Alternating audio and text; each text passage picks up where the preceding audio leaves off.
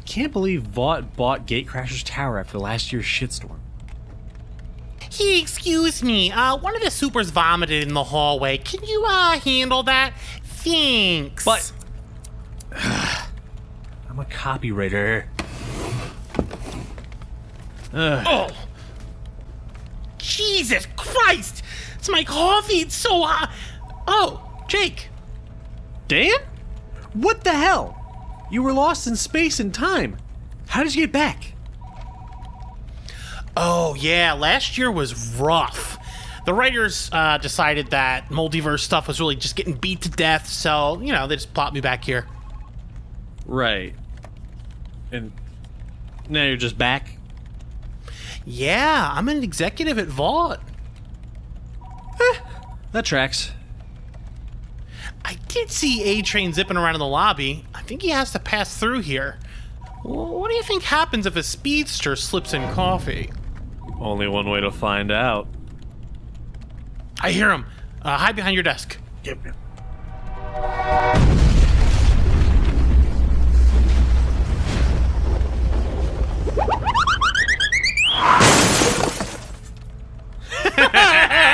Nerd. Got him. Ah, shit. That was worth getting scolding to third-degree burns all over my body. We better run before he gives us fifth-degree road rash. Back to being us. Classic.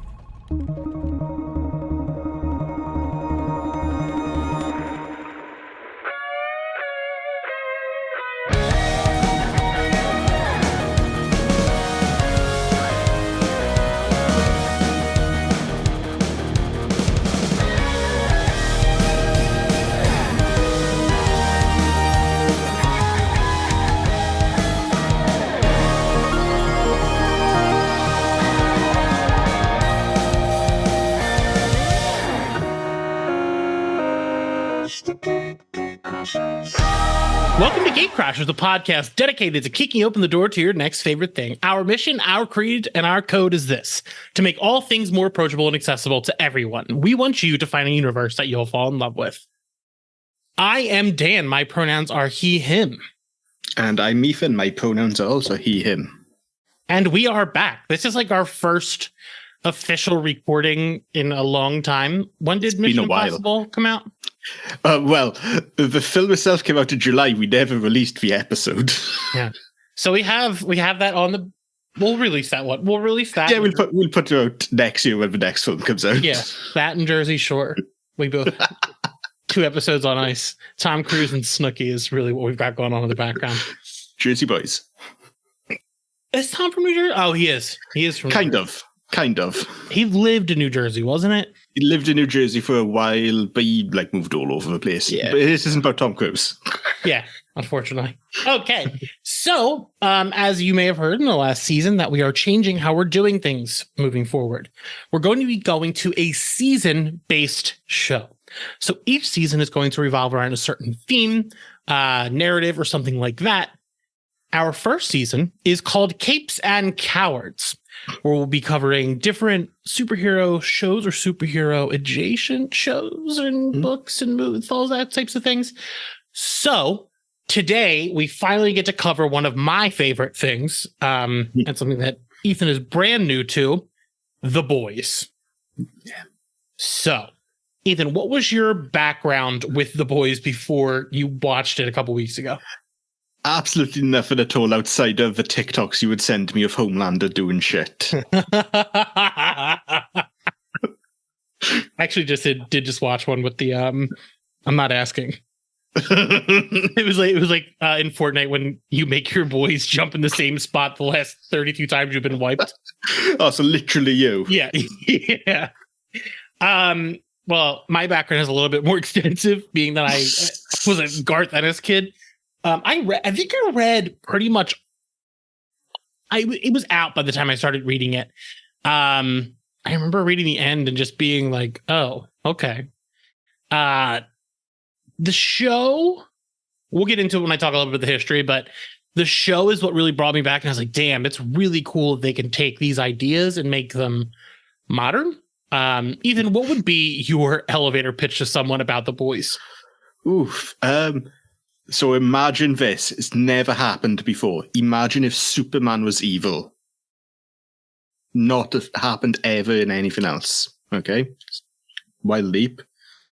But then imagine if it was a team of vigilantes who wanted to fight him to stop his abuse of power. And then there's just a lot of blood. A lot. And dicks. There's a lot of dicks. A lot. I think it's funny. One of the most evil corporations on the planet, Amazon, has both the best evil Superman things.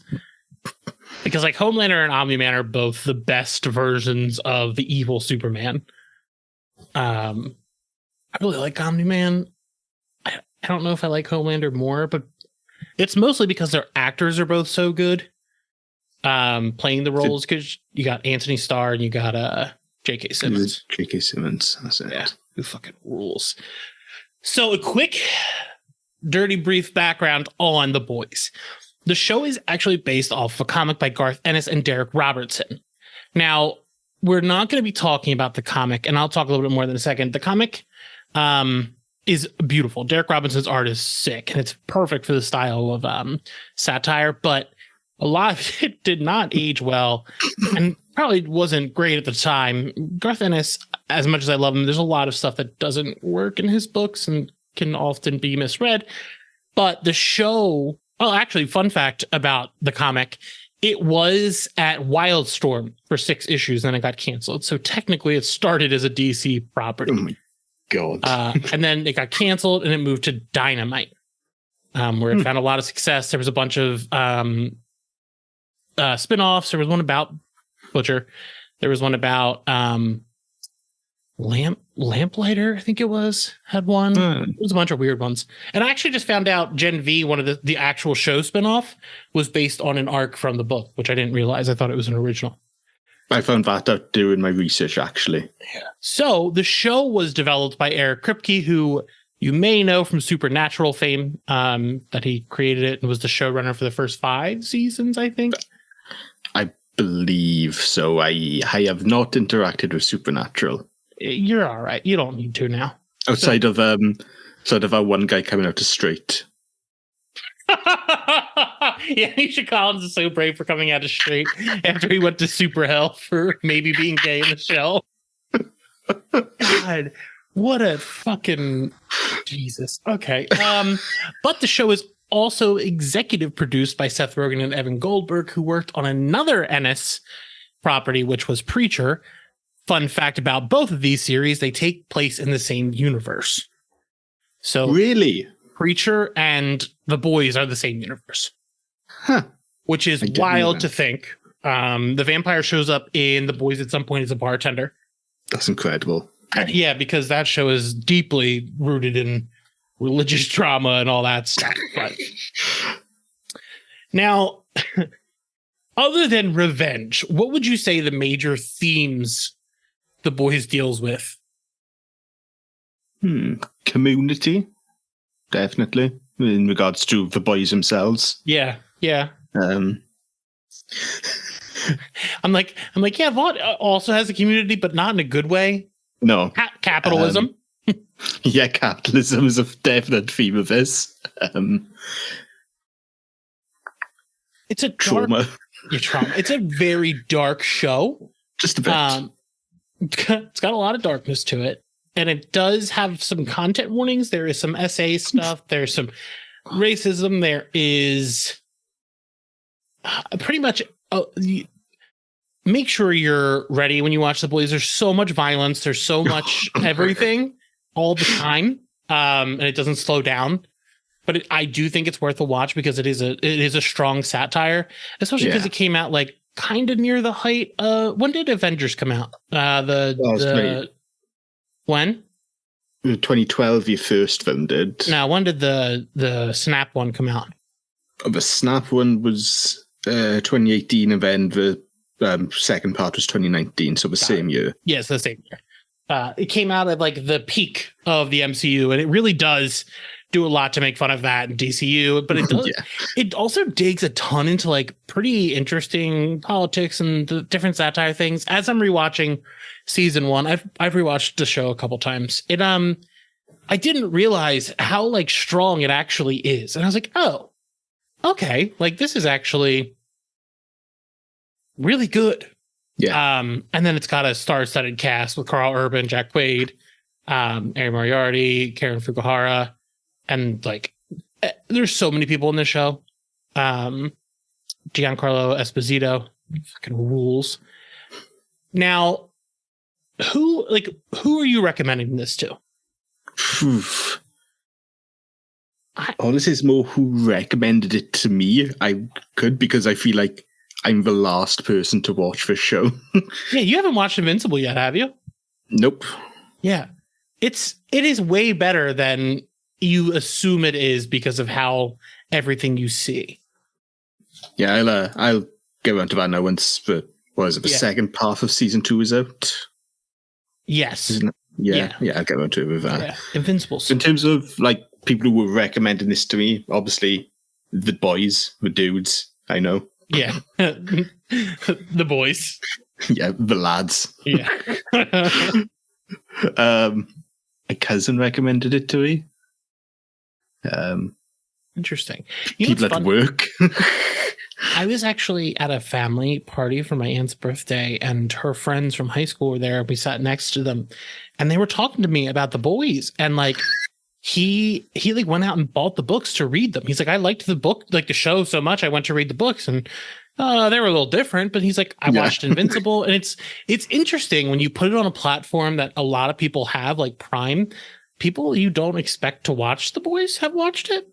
It's just like way more adult. It is the HBO version of the MCU. So there's like sex, violence, all that stuff. I honestly would suggest it to anybody who's really just burned out on superhero stuff, because it lampoons a lot of that, and like the superhero stuff is never positive. Like it's never. And it's interesting because they do a lot of stuff with like, the superheroes where it's like a lot of things are premeditated, like the crimes and stuff are all set up by the company. So it does dig into a lot of that. So honestly, I recommend this to people who want a show where you're like, maybe you're kind of interested in the superhero genre, but you're like, I kind of want something more mature, even if it's, again, a lot of dicks and a lot of stuff like that, but it's worth the time to watch. Now, it's only, you can buy the episodes like on different platforms, but it is on Amazon Prime, so you can watch it all in there. There's the main show, which we'll be focusing on today, but there's also Gen V and The Boys Diabolical, which was an animated anthology, which I really liked. I didn't get around to watching it, but I did watch Gen V and Gen V Rules. Gen V is incredible. Like, so good. I was shocked that I liked it as much as The Boys, maybe more, because the cast is great in that. Yeah, the cast is so good. No, Diabolical has like all different teams, so like different animation teams, and then the guy who did I think it's a group, 2 people who did the score for like Animaniacs and stuff like that, did an episode. So it's like all classic like Looney Tunes style sound. It's all it's like What If should have been good. Yeah. What if has never been good? What if it was? I have a lot of thoughts on that show. The first season was fucking awful. The animation's all right. I don't want to get into the MCU, so we're going to get deep into spoiler territory for The Boys. We'll probably get into some spoilers for Gen V. Probably not Diabolical because someone hasn't watched it. It is worth watching. It's on the list. Yeah. But we will see you after the jump.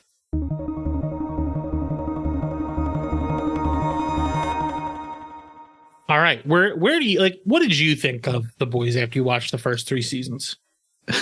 I was just so in love with it. Like there's awful stuff going on in it, but it's just done so well, which just completely shocked me because everything I'd seen about it was like, oh, this looks fun, but I just don't know whether I'll actually jive with it because of what it's all about. But it rules. It's so good. Yeah, I wasn't lying. It is. I know. It is. it it shouldn't work as well as it does. No. Like, it really does have a stellar writing team. All the actors are great. And it seems like Amazon lets it kind of just do what it wants. Which is cool. But the costumes are great. Like, everything about it like works. I can't remember. Give me 1 second. Let me find it. What was your favorite thing about the show that you weren't expecting? I can't say Kimiko in that case. No, I knew you were. I knew you were ready for that one. Wasn't expecting. Probably the depth the Seven has. Like, the actual properly flesh of characters that you maybe not Homelander, but you do kind of care about them. Like they get so much like story, not like story, but they have like they're fleshed out characters, even if they're awful. It's nice to have bad guys who are bad, but you still get to like see what's going on with them. I brought up the costume designer because Laura Jean Shannon did Iron Man, The Boys, Jumanji, Elf, Doom Patrol, Stargirl, pretty much Preacher, actually, which is funny. Oh. She's like top, one of the top costume designers. Scott Pilgrim, a ton of stuff. So it always excited me because a lot of her costumes are really good, especially the Doom Patrol. I think she did the specialty. Yeah, she did specialty for that. But it's just like everything on the show is like very cared about. And it does dive into things that I wasn't expecting. Like, I was rewatching season 1. I can't remember the name of the event, but it was like the big Bible con. What was it called? I know what you're talking about. Basically, it's about religion in the Boys universe and how like there's these people, like basically Homelander is going for the Christian right, and it's just how they handle it is like very scary how the US is now. And it's kind of just like digging into Believe Expo. Yeah, so it's like them like just profiting off of people and getting to see that Vault is like funding this kind of stuff and just digging into more of the world of like how they exploit people. There's one guy who's like a Mr. Fantastic stretchy character who you see his dick stretch, or is that another character you see his dick stretch? I can't. Is it not the same character? No, it might be a different character because it's a different season that happens. But it the whole thing is fucking wild. I didn't know Dan Trachtenberg did an episode? Yeah. I had no idea. Wonder what episode he directed. I can't remember now. Huh. You know what he directed, right? Yes. Right. Great film. Great film. So let's start with who your favorite character is and talk about them first before we get into everybody else. Who's your favorite character, Ethan? I'm not going to say it because it's not actually true. Oh, who's your favorite character then? It's Huey.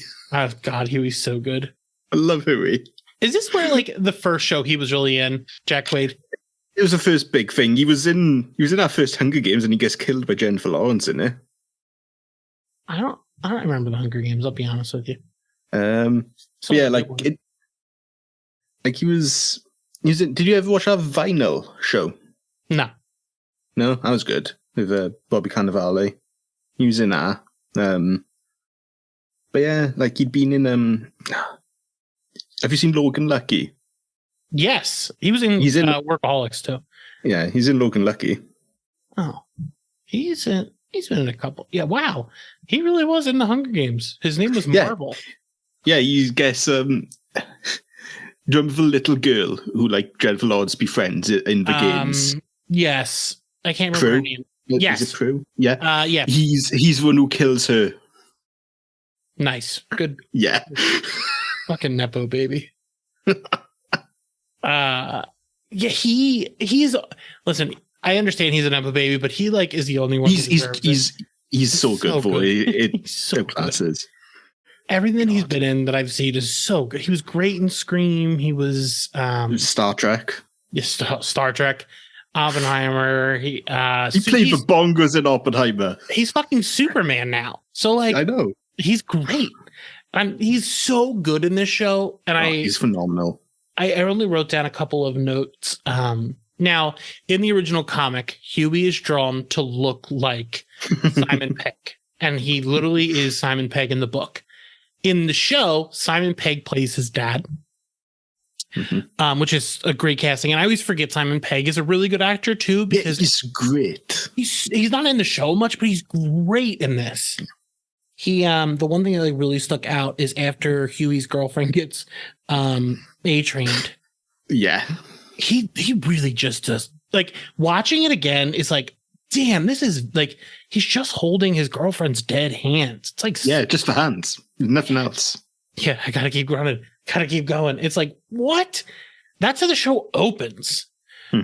Don't besmirch Billy, and then she's gone. Oh. But he's talking to his dad later because Vought basically comes in and tries to pay him to never talk about it again. And he's fighting with his dad. His dad goes, "You don't have the fight in you. You never had." And I'm like, oh my God. It's rough. But you like, it's a really, the first season with Huey is like really emotional to watch him become kind of, the butcher is like a hardened sociopath at this point. But like Huey was just a dude working at like a Radio Shack. And you watch him kind of deteriorate through this season. Like when he punches, there's one scene where he's like punching the wall where they hide out in like the old McDonald's. And like you see him, he's making his knuckles like bleed. I'm like, God damn. What do you got? I just, like you said, like just seeing that slow degradation of the innocent person he was into what he is now is voided up on the fucking, what was it called, the drug? Temp V. What do you think? How do you feel about Huey from season 1 to season 3? In terms of like the character growth and everything. Yeah. Where do you think how do you feel about him now? I still love him. He's got a bit off the deep end, but I think saying that anyone is a wholly good person at this point in the show is just not possible. Like he's kind of an asshole in season 3. Yeah, he is. but I feel like it's out of his kind of like self-esteem. Like he's like his self-worth. Like just banging on the door.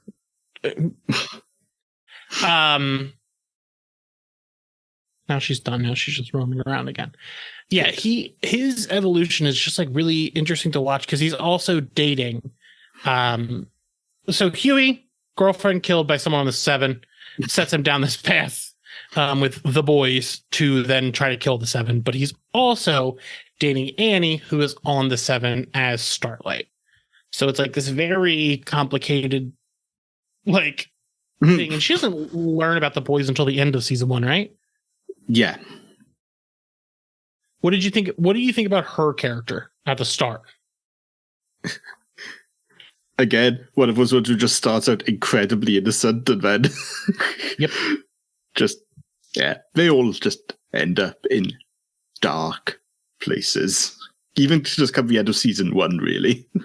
Yeah, it's like never, no one's ever really in a good place. No. Except Homelander. Homelander's usually no. He's crazy. Like he's like his demise is quicker though. I think. Oh yeah, and I guess depending on if anything changes, but I doubt it. I guess Maeve did get out reasonably happy. She did. Maeve is a great character too. Great character because she's trapped more so than the other ones. Yeah, because if she like tries to leave, she's gonna get killed. And the people she loved will get killed. But Homelander is such a monster to her that it's like, holy shit. It's awful. I want to save Homelander till later because probably the most to say about him. Huey is like such an interesting character, and I love Annie, and watching her have to go through everything she goes through with the Seven when she's still with them, is really sick. Yeah. But then by season 2, like she's an absolute badass, and I think it's season 3 when Homelander's basically threatening her, and she's recording it on the phone, and just like fully, like he's the most powerful man on this world, but she just completely overpowered him by being smarter. Yeah. And I like that a lot. What I don't want to make you just jump to Kimiko and Frenchie, but I love Frenchie. Frenchie's rules. I love how like they drag him in. Like he didn't even want to be involved, and if Butcher never showed up to the doorstep, he never would have been. The fact that he's like super smart and just like kind of understands how to make things and blow things up was just like, I was watching it. I'm like, are there people like that in the world? Like, are people really just like kind of just get it? I guess there has to be. Yeah. Because what does he just builds like a grenade for, what was his name? Transparent. Translucent. One of the 7 who just can turn invisible. Well, when he turns invisible, his skin is like diamond. So they can't figure out how to kill him. And I think he's watching like Animal Planet or something. Something like that, yeah. He's watching something that's completely non-related, and he realizes that they can shove a bomb up Translucent's ass to kill him. Mm-hmm. And it's just, he like builds this whole device just to shove up the superhero's ass to make him dead. That kill is really cool because he fucking explodes. Oh, so funny. And Huey's face just covered in blood. The kills in the show are so good. Oh, they're incredible. It's hard for me because I really do love this show. I can't really think of like, other than, the apparent stuff, like the negatives are not huge. Like there's so many cool storylines, and like some stuff doesn't work, but then it like just goes away. Mm-hmm. All right. What do you feel about Frenchie? He's just a great character. Like they've handled the substance abuse issues with him really well as well. Mm-hmm. Like that's always something that, especially in the show where it's got so much else going on, it could have fallen by the wayside. Yeah. But they've kept that going. And who was it now? Is it the Russian woman he like had past dealings with, who keeps trying to pull him back into doing bad stuff? Yeah, it's like, I don't want to say his ex, but like I think it is something like that. Yeah. Yeah, it's like every character has their. It's nice because it balances it so well to give every character their own story. Mm-hmm. I also love how Frenchie dresses. I kind of love how they all dress, like the boys especially, because they all kind of look not. People have got very unique style. Yeah, they all look messy. Yes, they look like they just kind of find things, and like Butcher always has like Hawaiian shirts and things like that. But let's talk about Kimiko. I'll let you talk about her, but I do want to mention that in the comic, she was just the girl. I think it was just the girl. Yeah. And they didn't give her a name. And it was like, but the show has given her so much. And Karen's performance is awesome. And getting to watch her grow as a character.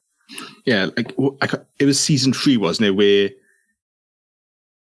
she like has the like a vision or something of her singing the musical number? Yeah, season 3, which is fucking awesome. That scene is amazing. I love musical numbers. I can't remember. What was I watching the other day when one happened, and I was just like, I watched Shape of Water for the first time. Wait, you had never seen it before that time? Nope. Oh my God. That made me cry in the theater. Our musical number was amazing. I fucking love that movie. God, I have lots of feelings about Shape of Water. I didn't realize you'd never seen it before. So you finally got to see Michael Shannon, the finger? The fucking finger. Or that he washes his hands before he pees. That haunted me for a long time. It's awful. There's just like certain... so I'll tell you a story before we get back to the boys. There are certain things you understand in the world can happen, but you never assume or perceive that they will happen. Like, you don't assume people are going to come in the bathroom, wash their hands, then piss, then leave and not wash their hands. I was at a pet store recently, at a PetSmart. And at PetSmart, they have like a whole wall of fish tanks. And from the front desk, where you like the checkout, you can see the fish tanks. So I'm sitting there with Scarlett, and there's this kid and his mom, and they're like fighting because she's like, "You need to come with me. You need to leave." And this kid is standing in front of the goldfish. I'm watching because like they're fighting, and I'm like, I'm nosy. So they're fighting, and the mom's like, "All right, I'm leaving you," and she starts walking away. A normal thing for parents to do, to try to teach their kid. And she just leaves him. And I watch this kid look down the aisle to make sure she's gone, looks back to the fish tank, puts his hand in, grabs a goldfish and starts petting. Oh, God. Took it out and was just petting it and then put it back. And I'm standing there just befuddled, just honestly, like, I cannot believe. I felt like the Matrix had broken. Because I know that I could walk over there and put my hand in there and just grab whatever I wanted. But like the laws of society and stuff, you just assume that's never going to happen. But this kid, you didn't know. He just did it. I've been thinking about that ever since. He really fucked that fish's mind up for forever, which brings us to the deep. That was a pretty good transition. The deep. It was. Before we go more about all the other boys, the Deep is one of the most fucked up characters. He does horrible things, but I can't stop watching about him. Like what was he in, like a cult for a minute? Like, yep, he was using the Church of Scientology essentially. Yeah. So the Deep is just Aquaman. He's their Aquaman parody. But their Aquaman parody actually fucks fish. Like the dolphin in the first season where he's like trying to touch his blowhole, but then he crashes and the dolphin flies out of the front windshield. I guess run over by a truck. Jeez. The Deep is such a wild character that I never thought they would focus on, but they really do. They do, and they do it so well. Yeah. And you're just like, how am I still watching about this character? I'm genuinely surprised he's still alive. So am I. I always think Homelander's just going to kill him. But he doesn't. He just lets him live. It's useful to have someone weak alongside you. Yeah. That episode where he gets drugged and his gills talk to him. Yeah. Patton Oswalt. Yeah. Well, how did you feel about when you saw his gills? Didn't like it. Yeah, it's terrifying. Yeah. I wasn't expecting to see gills on a human being. I didn't like when he got fingered in his gills. When he got finger banged in his gills? Yeah, I didn't like that. That didn't do it for you? No. Yeah, it was a lot. Yeah. He gets married at one point, like writes a book, but then he tries to have a threesome with the octopus.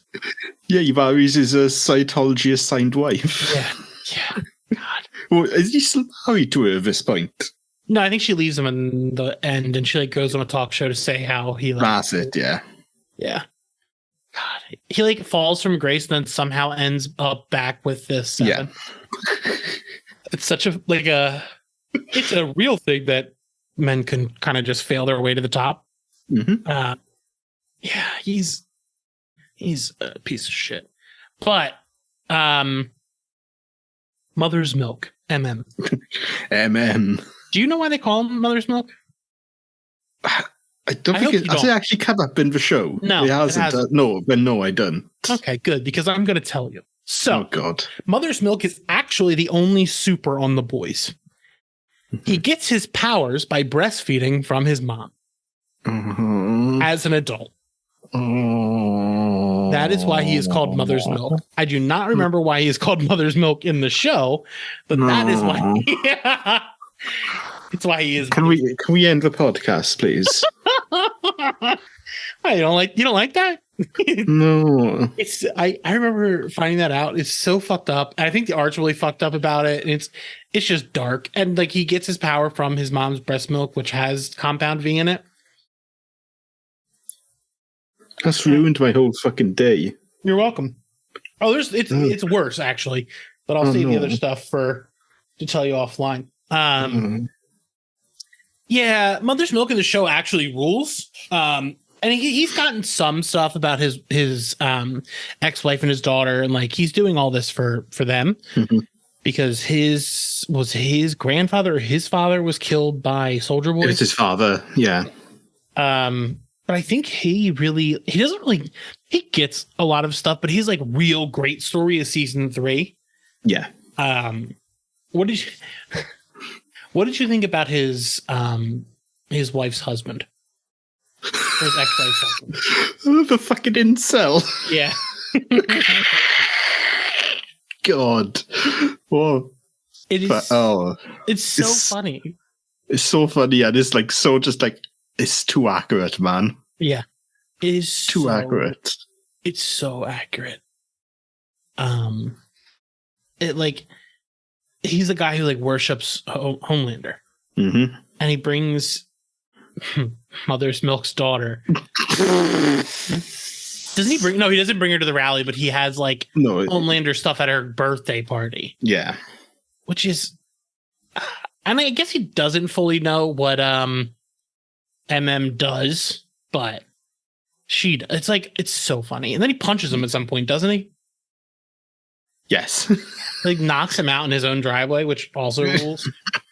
Because that's how people like that should get treated. Yes. But yeah, they should be treated worse, actually. Yeah.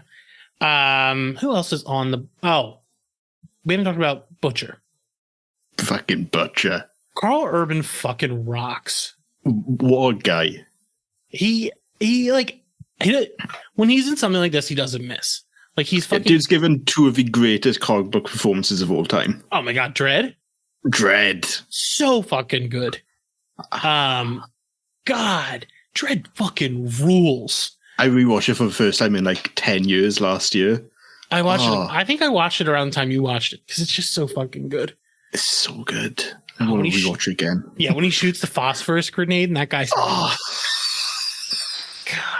so fucking cool. And just to go off on a tangent here, he never takes his mask off. Something Halo show could learn to fucking do. Yeah, you don't need to. Like, you don't have to take the mask off. If they look sick, don't make them not look sick. Butcher also looks fucking sick. He's got a cool coat, the Hawaiian shirt. He understands the most important thing about looking cool. Go have a coat. Yeah. Gotta have a coat. Gotta have a coat. He drinks a lot. Does he smoke cigarettes? I can't remember. No, that would help if he wanted to look cooler.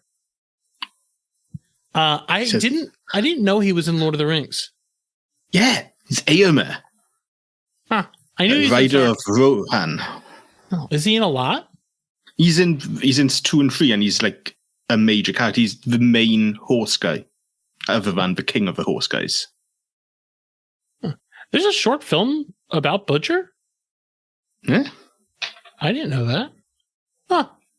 Well, with Carl Urban. Yeah, and it's about what happens to him after season 1. Because remember, he goes away for a couple weeks. Oh, they did like a couple of like weird side shows. Like I know there was like something like the 7 on the 7 or something like that. Yeah, I probably have to watch those.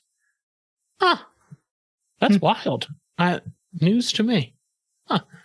Yeah, but his story is tragic again. Yeah, the wife stuff is very sad. It's, oh man. And it's interesting because like you see him as like this kind of fucked up dude, and he still cares about the kid even though it's not his. Mm-hmm. So it's really interesting to see that kind of side of him when you didn't really expect him to be that way. But yes, it just hurts, man. Like that whole storyline is just like that's like the most heartbreaking part of the entire show, really. yeah. Did they ever show his dog? No, I don't remember a dog. Maybe it's just in the cartoon. Well, he has a dog. Well, they hinted the dog a bunch because he has like dog toys in his back seat. Yeah. I think he's in one flashback, but he just has a can't remember, let me look up the name of the dog. His dog is an English bulldog. I can't remember his name, but he just has huge balls. Terror is his name. And he's just an English bulldog who's just always with him. I don't want the dog to be in the show because I don't want to see anything bad happen to a dog in this show specifically. Yeah, never. I think he gets superpowers at one point. I think he gets Compound V. He becomes Crypto. Yeah, I think he gets superpowers. But his name is Terror. I want him to be in the show, but I don't. Oh, he isn't. He's only in flashbacks and stuff. Ah, right. Okay. But yeah, he's just a dog. Just every team needs a dog. I just kind of wish he was there. He's in Diabolical. That's what he's really in. Ah, swat. Damn, love Terror. He's like a chunky little dog too. He's big. Was gonna say, yeah, Butcher. He's got what is he? He says cunt all the time, which good for him. Diabolical. Great. He has like really great phrases. Great accent work as well. Yeah. What is his real accent? Australian. Nah. Yeah. Or is it New Zealand? I'm gonna get hit for that. Don't bear with me. New Zealand. I had no idea. Huh. Yeah, hence why he was in Lord of the Rings. Yeah, again, I also forgot that. I forgot he was in Riddick. I've never seen those movies. I've only heard good things, though. I enjoy them. I should probably watch them. But, yeah, Butcher's a great... It's good to see him leading the show, him and Huey, because he has a lot of trauma. Like, he had a brother who killed himself, I think. Yeah. And, like, he sees Huey in him, which is sad, but, like, he also sees the damage that he's doing to Huey. Oh, yeah. Because he's so hell-bent to kill Homelander.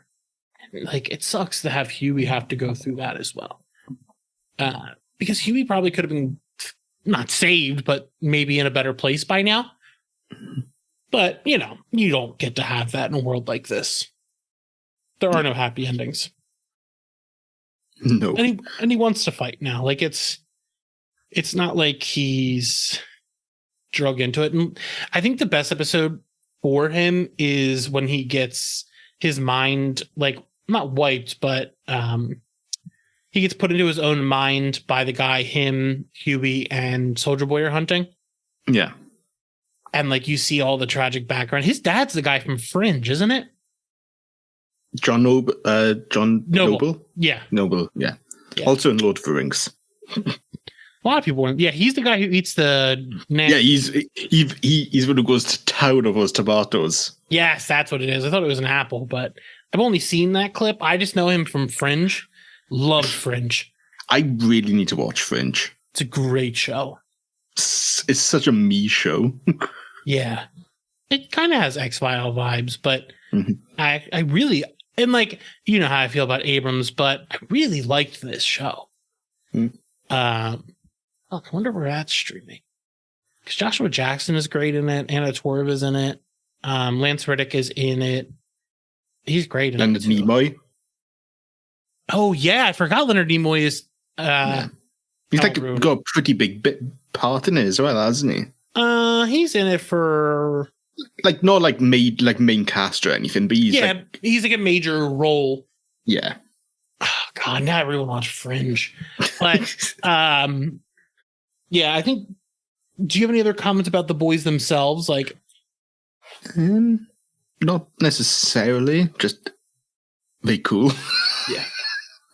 I honestly think Vault is my favorite character in the show because it's so interesting to me to see a world so fucked up by one company and like the power they have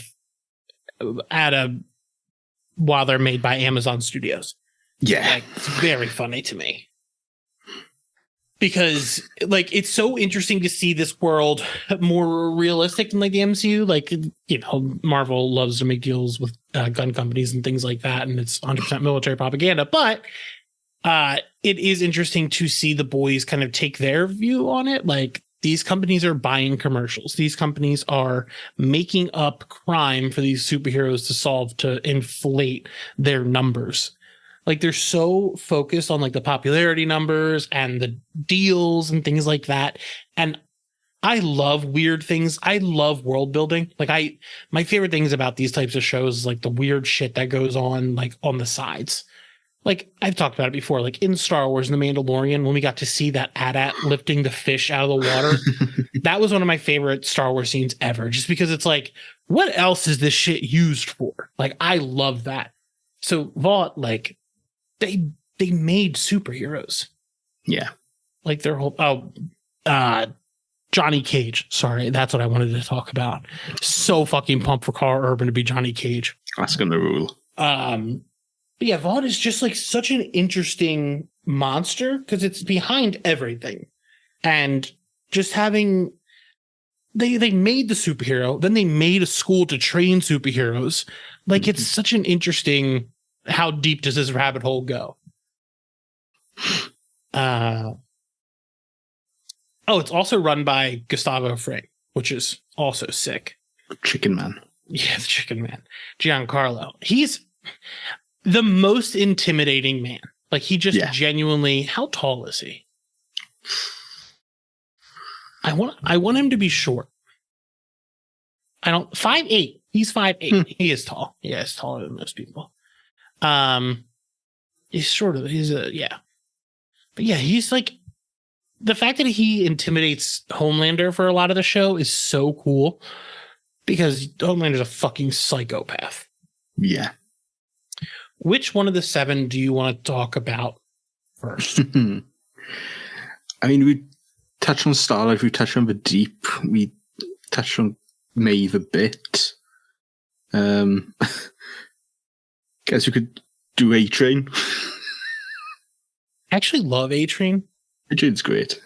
Like, he's so funny because he's probably the most like in his own shit on the league. Like, he's just like kind of always doubts himself and is doing drugs to make sure he's the fastest man.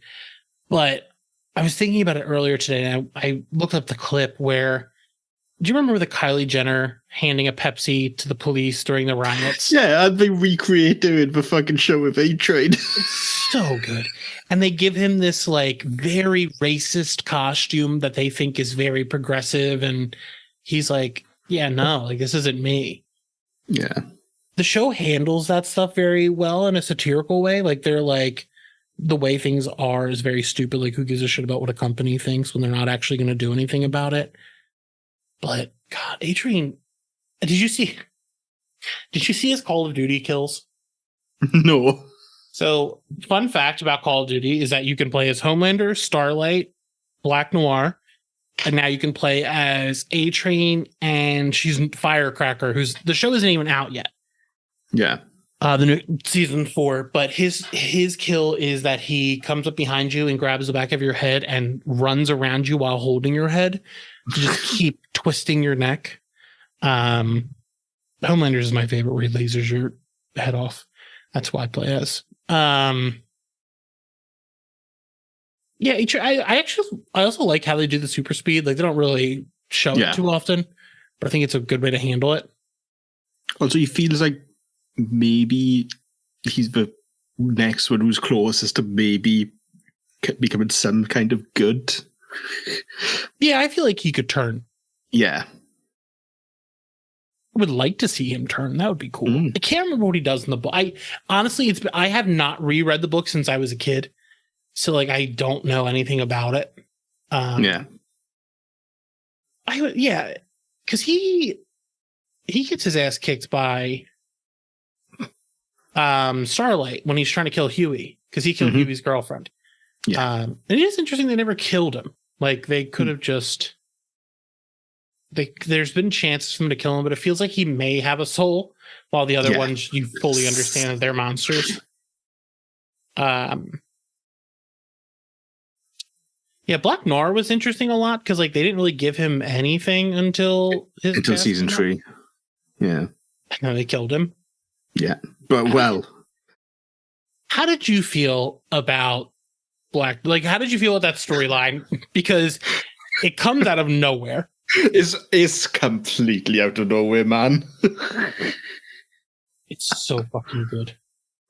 Oh, man. What are the critters called that follow him around? Oh, I can't remember now. He has these cartoon characters that he sees all the time, and we didn't realize that about him. Like we just assumed he was like this badass Batman like character. It's so fucking so funny, man. It's just like once we actually see them, it's like, oh yeah, that makes sense. I can't remember the name. I remember the name of the pizza restaurant he goes to. It's okay, Buster something. Yeah, hold on. I gotta find out now. Buster Beaver's Pizza. Buster Beaver's. Here we go. I just searched Black Noir critters. What are their names? But he's like, there's like a cartoon Chef Eagle, like, and it's in this very serious show. What are they called?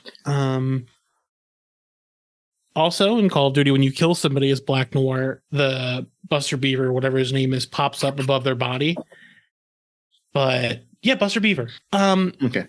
His last line is like, "You're going to be accepted into the arms of Christ." Like, what? And he's got like you see some super traumatic shit about Black Noir's life in the flashback. Where Soldier Boy comes in and he's an eagle and just beats the absolute fucking shit out of him. Yeah. For like no reason. He's just bad.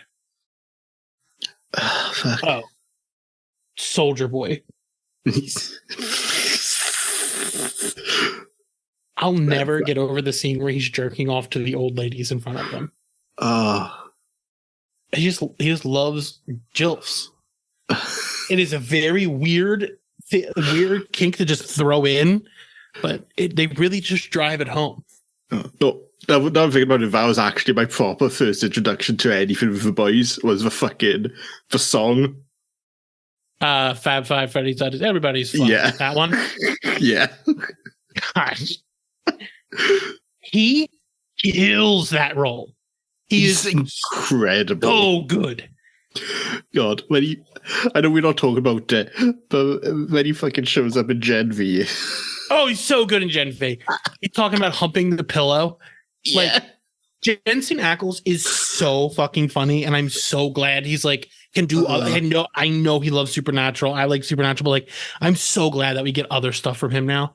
It's incredible. He's got the Captain America storyline, but it's like if you bring some like white dude back from the 30s, he's not going to be a good dude. No. And like him going to New York for the first time, and he sees like people kissing, and he's just like, "What the fuck?" It is so funny to see like that actually play out. Great. He's one of the funniest parts of the show. Yeah. He's only in this one season. I'm so glad that he showed up in Gen V. Oh. When he popped up, I was so fucking pumped. It'd been a dream sequence makes it even better, kind of, because it just lets him go like completely off track. Oh god, he's so fucking funny. He might be my favorite character. And then what does he fucking do when he calls Homelander? I busted in a cup. Like he just says like he like came in a cup, and she's like, what the fuck? God. Gen V's so fucking good. One thing that it won't matter to you because you're not a Supernatural fan, but the guy who plays Robert Singer, the guy who's running for president, Jim Beaver, is from Supernatural. He plays a character called Bobby Singer, who's like kind of like Batman's Alfred, but he's Alfred to them. Nice. Something like that. But there's a lot of crossover between Supernatural and this because the. Well, yeah, is it fucking what's the name showing up next season? Jeffrey Dean Morgan. Jeffrey Dean Morgan. Yeah, I'm excited for that. They haven't said who he's playing, have they? Nope, they have not said that yet. Because the only person that I think we know who's being cast is the Valerie Curry who's playing Firecracker, but we don't know anything about Firecracker. Her kills in Call of Duty are selfies. So I'm really excited to get that to put it on Spawn because like imagine getting killed by Spawn and then he's just like taking selfies of himself. Oh my god. I love video games. Just fucking love how everything has just become one Ready Player One. You know who I really like? Ashley. Look at that. She's what is she's like the manager for the Seven. Yeah, like she like feels basically like second in command to Giancarlo now. Yeah. She is so funny. God, the whole pulling out her hair. Yeah, it was so sad. Oh. Like she's a bad person, but she's just like in the worst circumstances. She was great. You don't watch Fear the Walking Dead, but she was a bad guy in Fear the Walking Dead, and she ruled. She was in season 1 of Jessica Jones with Starlight. Who was Jessica? Wait, who was Starlight in Jessica Jones? Starlight was the young girl who like escapes from Kilgrave. Oh my god, the first one, yeah. Yeah. And Ashley is one of the neighbors. Damn. Who like remember like Kilgrave makes all of like Yeah. Jessica Jones' neighbors kill themselves. It's really fucking dark. It's wild that's canon to the MCU now. Man, I can't wait to see my boy Foggy Nelson again. I'm so happy. They haven't like said he's coming back, but And fucking dope ass fucking Bullseye as well. Yeah, so pumped. Even if it's not good, I'm just so excited to see those characters again. She's great because she like kind of controls them, but as much as you can control one of them. Yeah. Should we talk about him? The Homelander, Yeah. the fucking man. He's such a piece of shit. I'm just gonna let you go off on Homelander. I love villains. I really do. And I think Homelander is like one of the best ones we've gotten in a long time because the first episode we see him so the Seven are set up like the Justice League where they all sit around a table and they're having a meeting and he's like, but let's talk about who we saved today. And you're like, oh, maybe he's a good guy. And then at the end of the episode, he finds someone who was trying to blackmail Vought and shoots his fucking plane out of the skies with laser vision. And the guy, there's a kid on the plane. He goes, Dad, isn't that your friend Homelander? And he's like, what's he doing up here? And then he fucking annihilates the plane. It's the second plane crash he's involved in. That's where they just like be like, oh yeah, this guy. Nah. The next one is even worse. Yeah, it's so fucking bad, man. They sent him and Maeve to stop a plane from crashing. And basically things go wrong and the controls are fucked. And he's like, all right, time to go. Because he uses his fucking heat vision. Heat vision fucking cut through them. He's like, well, can't save anybody, gotta go. And Maeve's like, what? And he's like, yeah, no. We what do you think I'm gonna do? Fly and carry all these people? No, let's go. And they all start like trying to come up to like talk to them or like try to escape. And he's like, get back. And his fucking laser vision starts heating up. And God, the whole thing about you're the real heroes when he shows up to I don't remember what country, because basically the first season about the Supes getting into the military. Yeah. When he shows up and he's like, you guys are the real heroes, and goes in and just fucking annihilates an entire like terrorist cell or something. And he's having so much fun. Like he's just enjoying himself. There's another great one there's a really good gif of it where he's like walking through shadows and the guy like holds a gun up and he puts his hands up like he's really scared and he's like, oh, and then he lasers him and cuts him in half. Like he's such a piece of shit. And he's like his mind is just degrading over the seasons. Like he falls in love with a Nazi. Oh, God. But he doesn't know. He doesn't know she's a Nazi. And at the end, actually, that scene rules. That's the best scene in the entire show, to be honest. Because it's mocking that big moment in Avengers, where it's like, oh, the girls are fighting together. And it's like, what? Why? Like, yeah, that moment in Avengers is so phoned in to try to. But in The Boys, they actually do it right, and all the women stomp the fucking piss out of a Nazi. Out of a Nazi. It fucking rules. It's so good. It's like the scene in Office Space, but instead of a printer, it's a Nazi. Yeah. Fucking rules. And they're just all, I think it's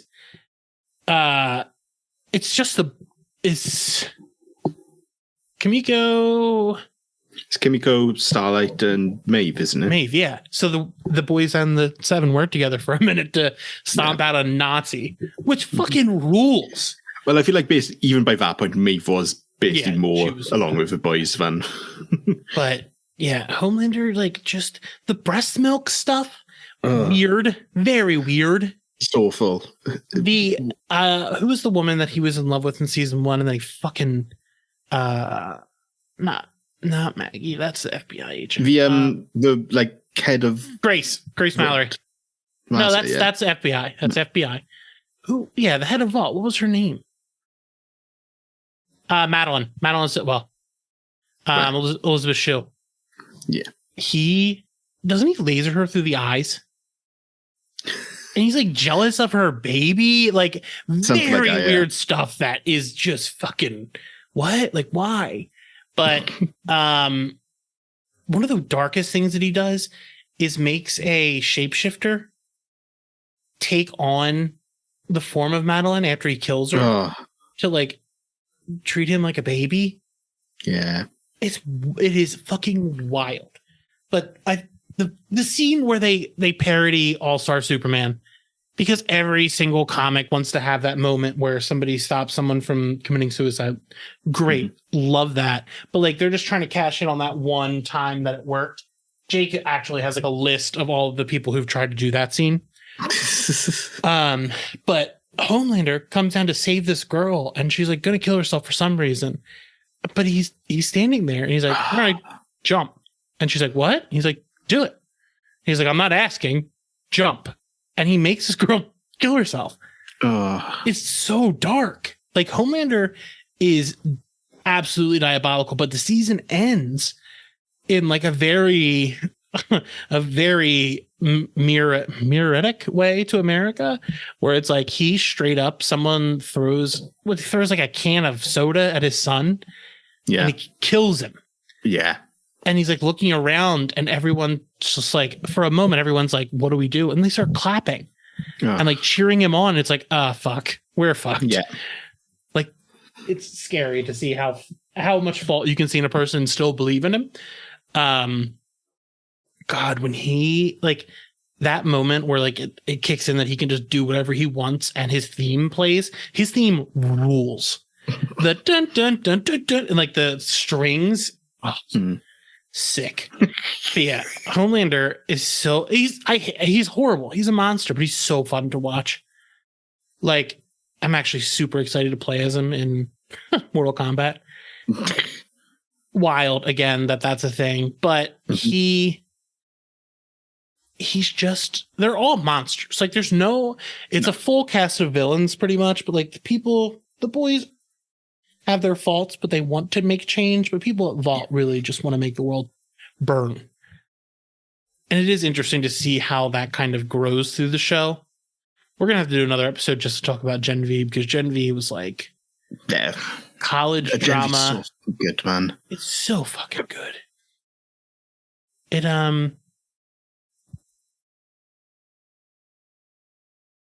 sorry, 2 people got screen tested for Supergirl. Yes, one of them is one of the ones from House of the Dragon. Millie Alcock, is she from House of the Dragon? Yeah. Sick. Good for her.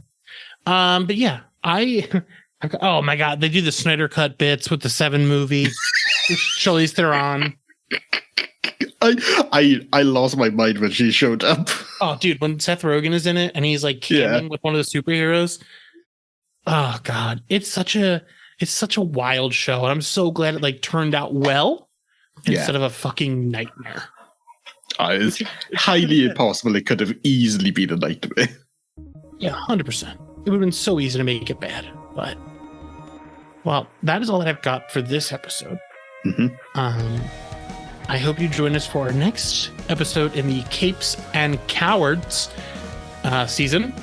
You can find us at GateCrashers.fan, where we have all of our reviews, interviews, essays, things like that. Find us on all social media at GateCrashersPod, and we will see you next week. Bye.